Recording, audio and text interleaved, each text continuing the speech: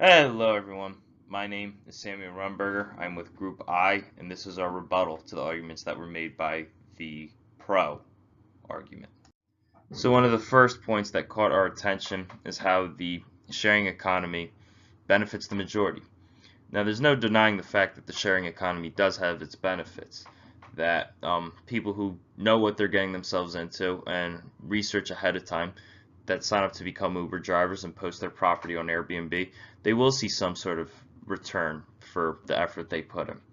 But the benefits aren't distributed evenly. The benefits are mostly going to be at the top level with the companies that work behind the scenes and the companies that facilitate these transactions in the sharing economy. The people that write the terms of service and determines the rates and the percentages at which the company takes.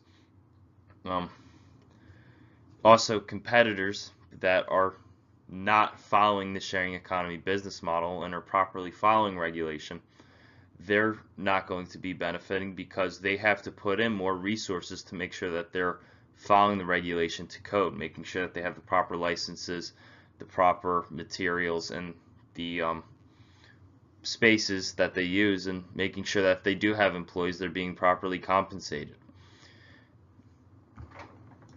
The second argument that we would like to dispute is that the sharing economy avoids monopolies. Now, in a perfect sharing economy world, this would be true. But because of the fact that the companies at the management level that facilitate the transactions have the final say in anything regarding rates that Uber drivers are paid at, the rates of travel, and the percentage that they take from every ride, and for Airbnb, the percent that they take for every listing.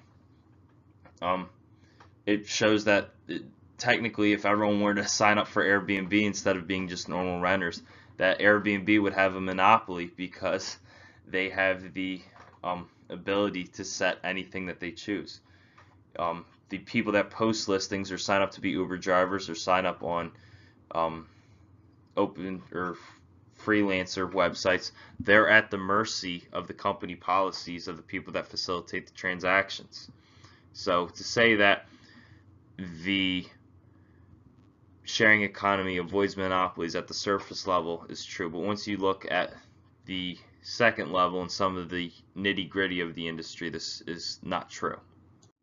Point three that we would like to dispute is the flexibility and convenience as a positive for these sharing economy services. Now, to put it bluntly, there is such thing as something being too convenient, and this is something that is really the case when it comes to Airbnb and Uber.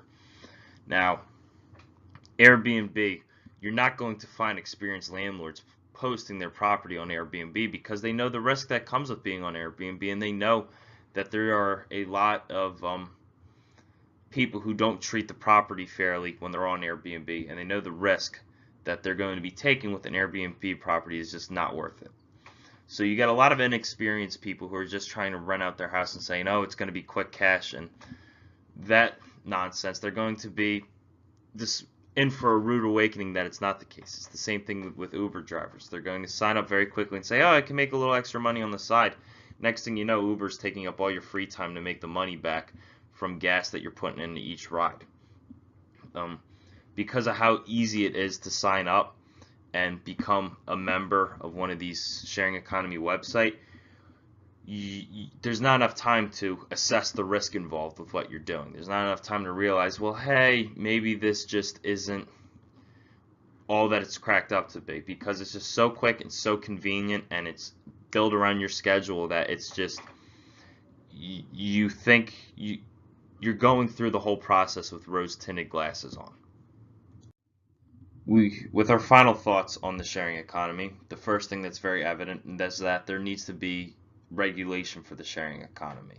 Regulation to ensure that the people who are signing up to be Uber drivers and Airbnb hosts, they know the risks that they're getting into, and they know their rights in case if something goes wrong, because in some case it will go wrong, and it might not go wrong in everyone's case, but it will in some.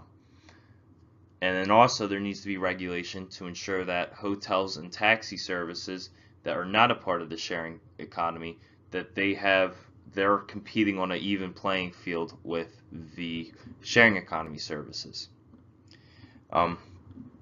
Finally, it must be clearly stated what risks you're getting into when you sign up to be a part of these ride-sharing services.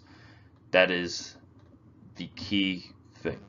Regulation, regulation, regulation.